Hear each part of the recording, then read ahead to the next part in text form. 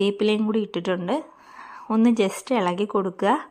അപ്പോൾ നമ്മൾ നേരത്തെ വറുത്ത് വെച്ച മസാലകളെല്ലാം എന്താ അതിലേക്ക് നമ്മൾ ഇട്ട് കൊടുത്തു. അപ്പോൾ ജസ്റ്റ് ഒന്ന് ലൂസാക്കി കിട്ടാൻ വേണ്ടി നമ്മൾ വെള്ളവും ഒഴിച്ചു കൊടുത്തു കേട്ടോ. അപ്പോൾ അതിൻ്റെ പുറകിന് തന്നെ പുളിയും ഇട്ടു. നമ്മൾ നല്ലതുപോലെ ഒന്ന് മിക്സാക്കി കൊടുക്കുക. അപ്പോൾ കഴുകി വൃത്തിയാക്കി വെച്ചിരിക്കുന്ന നമ്മുടെ മീൻ അതിലേക്ക് ഓരോന്നായിട്ട് ഇട്ട് കൊടുക്കുക. ഇട്ടതിന് ശേഷം നമ്മളൊന്ന് ഇളക്കി കൊടുക്കുക. മീൻ വെന്തതിന് ശേഷം നമ്മൾ കറിയിലേക്ക് തവിയിട്ട് ഇളക്കി കഴിഞ്ഞാൽ മീനെല്ലാം പൊടിഞ്ഞു പോവും. അപ്പോൾ അതാണ്ട് കറിയിലേക്ക് ഓരോ മീനുകളെല്ലാം ഇട്ട് കൊടുത്തു. നമ്മൾ ജസ്റ്റ് ഒന്ന് ഇളക്കി കൊടുത്തിട്ട് മൂടി വെച്ച് അടയ്ക്കുക.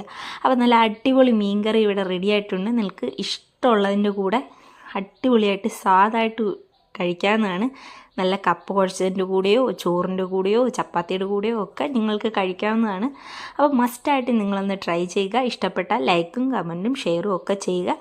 മറ്റൊരു വീഡിയോയ്ക്ക് വരാം. Tata, bye bye.